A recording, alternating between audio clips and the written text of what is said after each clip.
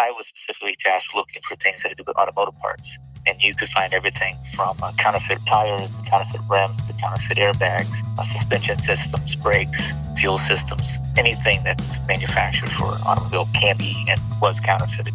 When you're out there and you're getting ready to do the operation, every raid or every search warrant, you can't be routine. There's a danger involved. The person behind that door, you just don't know how his day's going that day, or is he involved in other crimes that you don't know about. Hey everyone, and welcome back to Toyota Untold. Today, we're going to be talking about brand protection. But for the purpose of today's conversation, what we really mean here is counterfeit parts. So pretty much any product today, whether it's makeup or automotive parts, is subject to counterfeiting. And the internet makes it really easy to sell fakes to unsuspecting customers. Here at Toyota, we take the threat of counterfeiting very seriously. It's of the utmost importance for the customer safety. So seriously that we work with Homeland Security and other government agencies to chase down the bad actors responsible for producing imitation auto parts. One note before we start. At Toyota, we love an acronym. There is one for literally every move you make here. So in this episode, you're going to hear us refer to OEMs. That stands for Original Equipment Manufacturers, or what the world calls car companies, automakers, etc. You get the drift. All right, so on to the dark underworld of counterfeiting. Okay, so today we're going to talk about something that I think a lot of people don't know about. It's definitely something I didn't know about until we scheduled this interview, and that is on the topic of brand protection for Toyota and counterfeit parts. Same, Kelsey. I'm so excited to talk to these people today. We have Joe and Teena from our brand protection group, which I didn't know really existed. If you can explain what you do every day, just so people can kind of get the lay of the land of what brand protection is. Sure. I'm Joe Cammiso. I'm brand protection manager, work in the service parts division. And our job primarily is two components, fighting counterfeit auto parts and also gray market parts. But I think this discussion will focus on the counterfeit stuff. Mm-hmm. And I'm Teena Bohi, and I'm the Senior Brand Protection Analyst in Toyota's Brand Protection Department. And my job is to coordinate all of those activities. So we do a lot of online marketplace monitoring, and we take action when we see infringements there. We work with our legal group when we want to take civil action, and they also do some online monitoring as well for web domain infringement. Mm-hmm. And then we work with law enforcement very closely, because once we find somebody that is doing something illegal, we want to take every action that we can. So let's start at the beginning. Let's define what's a counterfeit part and what does that mean for the average consumer? Good question. So a counterfeit part is a part that is produced without Toyota's authorization, and the producer of that part applies our trademark. So we have several protected trademarks that can be used. The Toyota T is a big one, the Lexus L, as well as a number of model names. And they're just not authorized to do that. And we don't like it when they do. So that's a counterfeit part. How was this all kind of founded that oh man, we need people actually on the case? Well, I think we started realizing that there was more and more of a problem out there. Mm-hmm.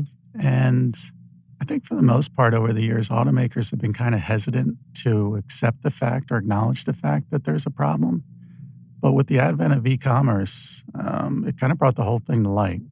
We've learned, and I think it's fair to say, that people aren't going out and looking for a counterfeit part. Right? They're looking for a genuine Toyota part or a genuine Lexus part that's cheaper than they can buy it at the dealer. Mm-hmm. And maybe some of those people install them on their vehicles themselves, but we've found that increasingly the independent repair facilities are also buying these parts online. And they're unsuspecting consumers also, because nobody really understands the proliferation of these things. So how, aside from something going wrong in your car, taking it in and having somebody look at it and say, wow, this part was completely wrong, how are these people finding out that their parts are counterfeit? Yeah, unfortunately, a lot of people don't find out, right? They buy a part, let's just say a spark plug. They install it in their car. They buy a set of spark plugs and install them in their car, and they fail prematurely. Mm-hmm. They thought they bought Toyota product. Right. that failed prematurely. Now, in their mind, there's damage to the Toyota brand. They may never know that those parts were counterfeit. So what would your message be to auto body shops, independent garages, and do-it-yourselfers so that they can protect themselves against this?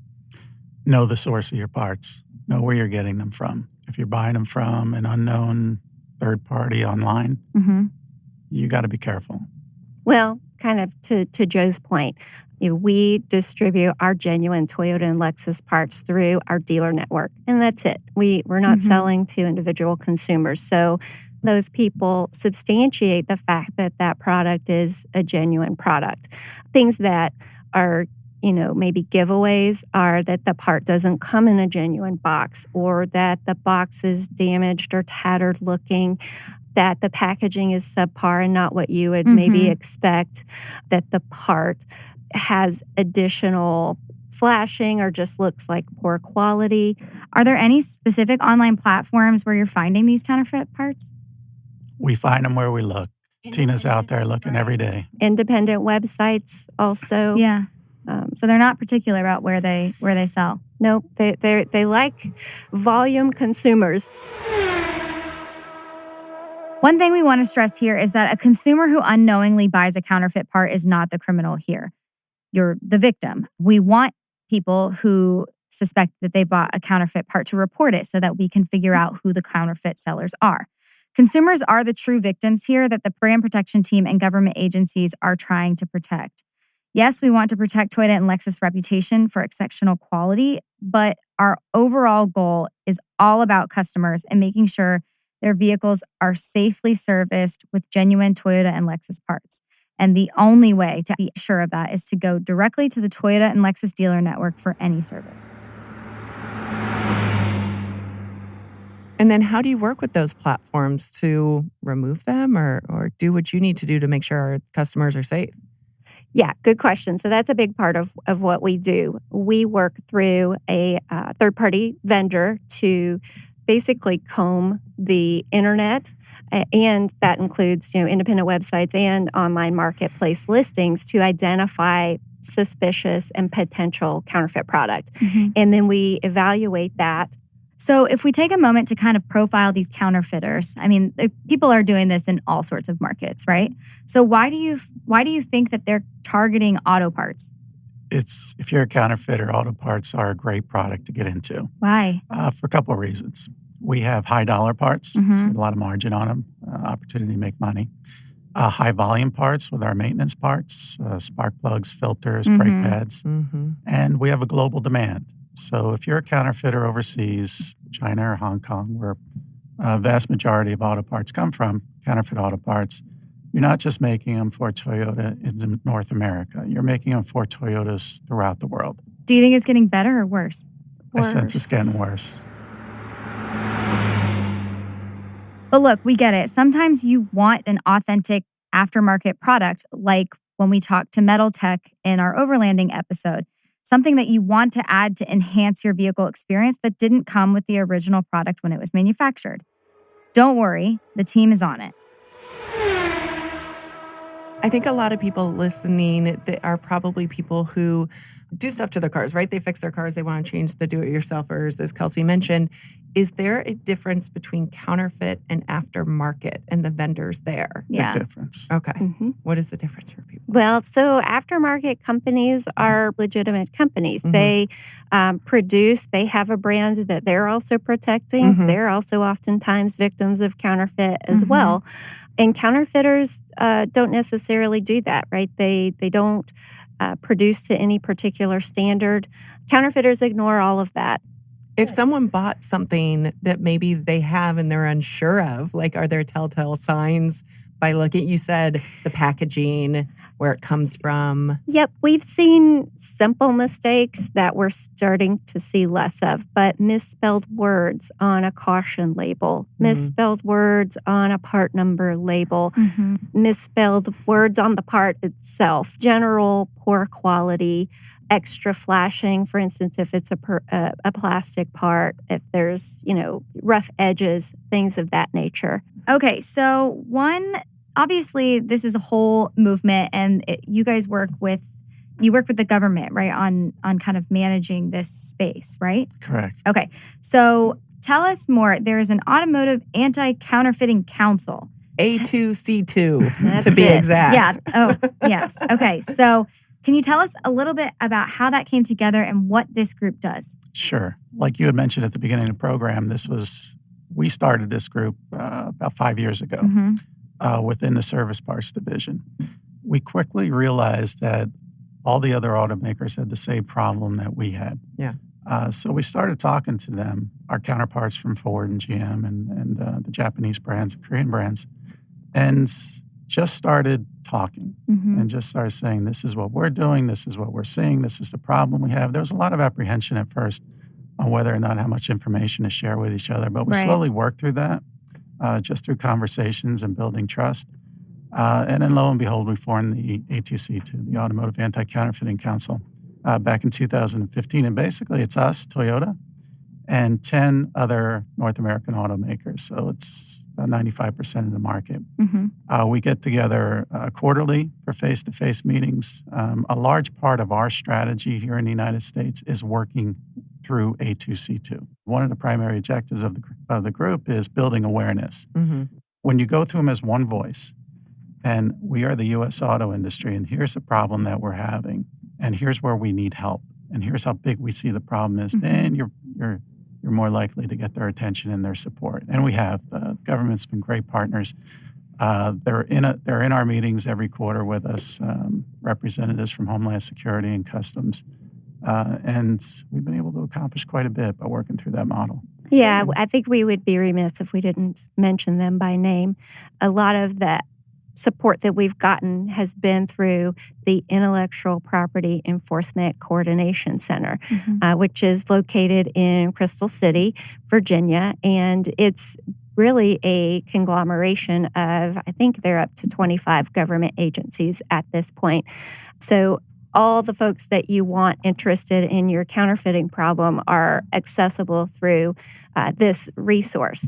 And so I think that's kind of where we came together and really gained access to some support that we wouldn't have had if we hadn't engaged through the IPR Center. Is it fascinating getting a peek under the tent of what the government does on this side? Yes. Good. That's the answer I wanted. Yeah, we are. Joe's actually disappointed because today he was supposed to be preparing to support a search warrant action on we want to get into that. On a suspect counterfeiter in a region of the country. And unfortunately, it's been postponed. And that's a lot of what we find is you have to be nimble. You have to be ready to support. We've coined ourselves within A2C2 as the committed and not the curious. So you can't take a case to law enforcement and then not be willing to really follow through when they need your help, for instance, in authenticating product, establishing knowledge that someone knows that what they're doing is not on the up and up, and being willing to go and support a search warrant action. We need to get into this. Yeah. Our job, we feel, is to make the government's job as easy as possible. Yeah, like you've done the research. Yeah, so if you're a customs agent and you're stopping something that looks suspicious coming into the country, one of the hundreds of ports of entries, and you need help verifying that, we want to be able to support them and tell them this is genuine or this is fake. You should stop it and seize it. So on the law enforcement side, when you guys get pulled into this, the research has been done. They know where this person is. They know that they're going to approach them, for lack of a better term, just, engage them, if you will. Yeah. Do some more investigation. So is it like a stakeout? Like, are they watching? Sting? What is happening? A lot of times, yes. So you're right. A lot of times law enforcement comes to us and says, I think this is a bad guy. Can you help me? But a lot of times we work through our daily activities and we identify these bad actors. A lot of times we engage them prior to ever contacting law enforcement. So we will send them a notice of infringement saying, hey, you're abusing my trademark, stop doing it. And they continue to do it. Yeah, so you gave them a chance. Right. And then a lot of times we'll do our own test purchases and we'll authenticate that what this person is selling is in fact counterfeit. And we package all of that up. And many times we work with our other A2C2 partners to say, hey, we found this person. Do you know this person? And they may say, yes, we're investigating this person. And so we pool all of that information that we have together and we present that case to law enforcement. And then they may take that and investigate it. And their investigations are, way more interesting than what we do, right? A lot of times they will do surveilled buys. So they may ask that, we support with a private investigator who actually does the buy, and then they watch it happen. So they see the actual transaction, exchange of money, just like you see on TV. Exactly. It's fascinating. They will watch people's homes. They will do things like controlled deliveries. So I know that, this person has been put on notice by a brand. So we're going to maybe send that document in a different form and watch it be received by the person. So they can't say, I didn't know what I was doing was wrong. Up to the point where we really get excited, which is they call us and say, hey, look, we've got a search warrant. We're going to go look at what this person has in their home or what they have in their business. And we need a brand or a couple of brands there to help us identify what we're looking at. And we're, usually you get plenty of hand raisers, right? So we've been able to do that on a couple of occasions, and it's quite fantastic. How many counterfeiters, on average, are apprehended and convicted? What happens next? Not enough. Okay, we'll start with saying... Is this like whack-a-mole at some point? That's a term that is common to the brand protection industry. And so what we're trying to do is less whack-a-mole, right? By maximizing our resources and working together wherever we can. And where we're really striving to improve is, finding the problem at the source, right? We know that the majority of the counterfeit parts that we encounter are coming from, China. And we can stop bad guys selling here on online marketplaces all day long. But until we really go backwards through that, food chain, if you will, and stop where they're being manufactured, we're just going to keep playing the game of whack-a-mole. So how do counterfeit parts impact our supply chain? We're pretty confident with our supply chain. We vet our suppliers. We audit them. We have great relationships with them. So the product coming into our warehouses is genuine. And then that gets distributed around through our supply chains out to our dealers. So in that regard, we're extremely confident. What would be 3 things that you want the listeners to take away from this episode, from this conversation? How can they better prepare themselves? Increased awareness. That's our message with everyone, with the public, with the independent repair facilities, with the e-commerce platforms, with government agencies. Increase their awareness. If you don't know that this stuff exists, then you don't have your radar up and you're not looking for it. But the more you're aware that this stuff is out there, the better you're able to defend yourself and start protecting yourself. So, it goes back to what we've already said, which is know the source of the parts that are going on your car. So if you're not doing it yourself, ask who is doing it. Where are you getting these parts? I want to see some documentation. I want to know that the parts came from a dealership, or I want to know that the parts going on my car are a quality aftermarket part if I'm not using genuine parts. So know the source. Thank you guys so much for joining us today. This was awesome. This was so interesting. I learned so much. Please take me. I'm your next best. I'm fascinated. I'll stay home. I don't need to see that. Awesome. Thank you guys so much.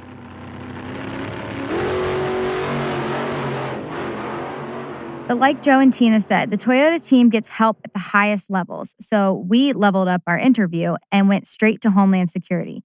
We had the chance to talk with Jon Ruttencutter, who's experienced with Homeland Security Investigations.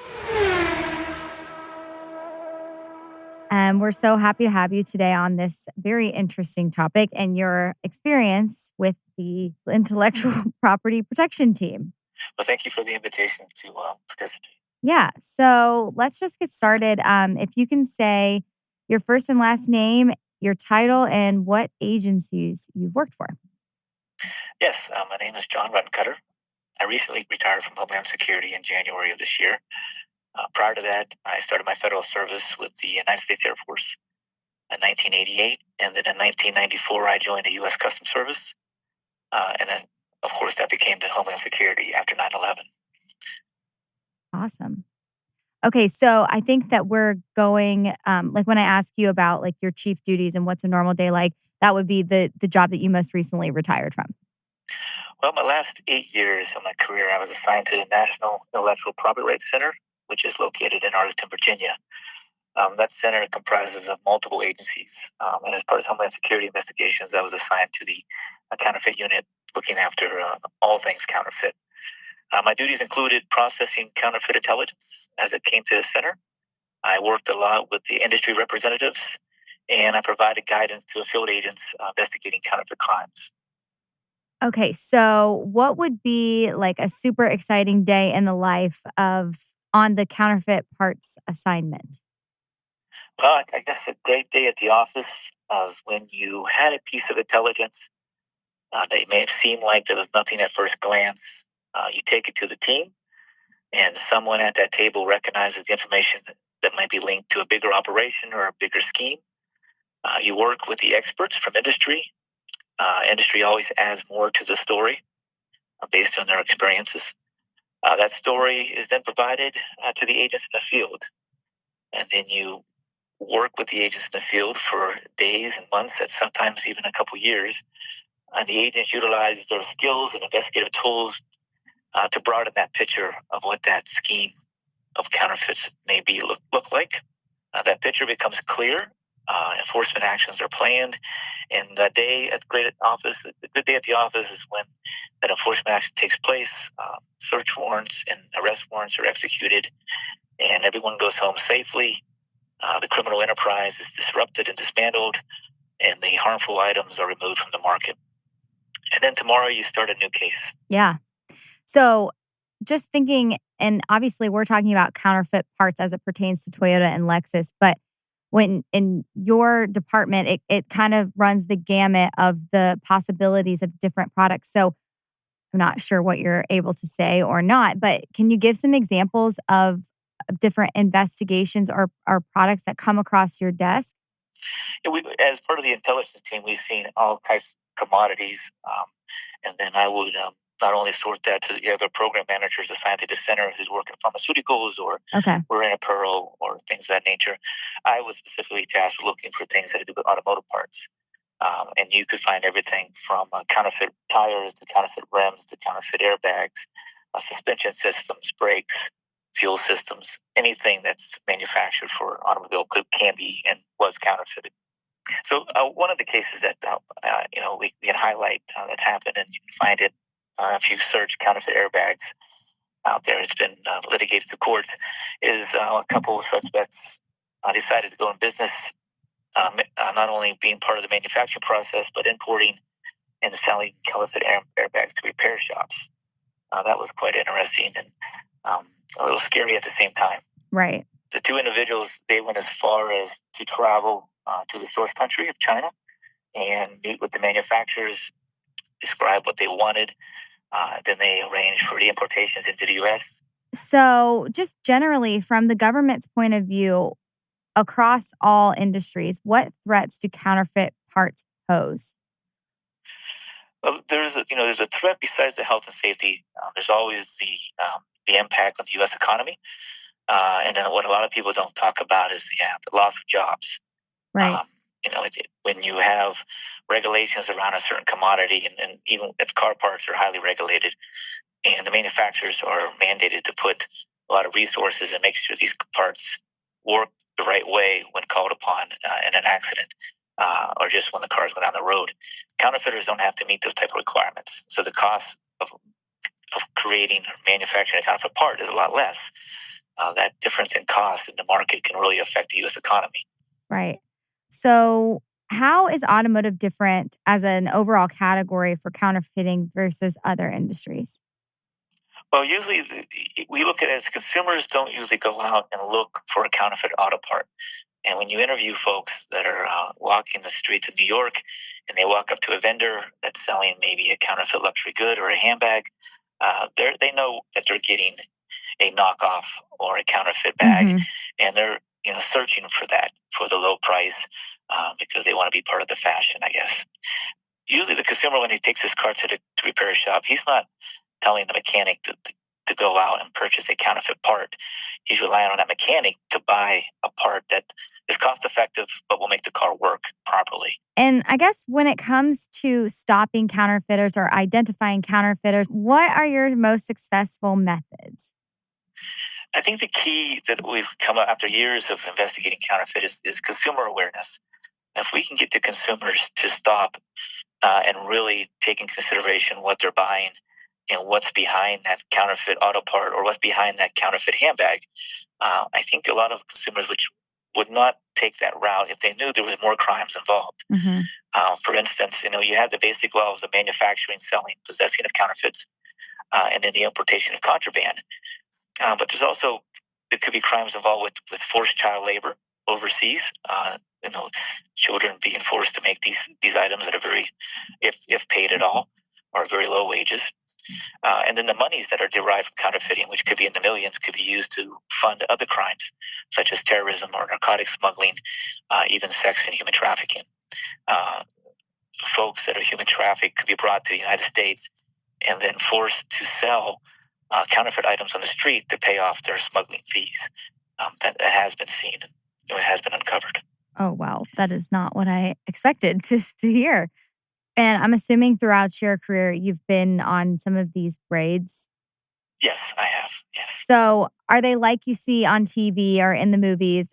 Is it ever comical, or are they dangerous, or what's it like? One of the misconceptions is that this investigation never is over in 30 minutes. Mm-hmm. It usually takes a couple of years to put a counterfeiting case together, and sometimes maybe longer.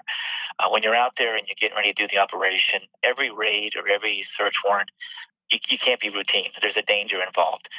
The person behind that door, you just don't know how his day is going that day, or is he involved in other crimes that you don't know about? You're there for a counterfeit crime, which a lot of folks might think is like a white collar or fraud crime, but that individual might be involved with human trafficking or sex trafficking.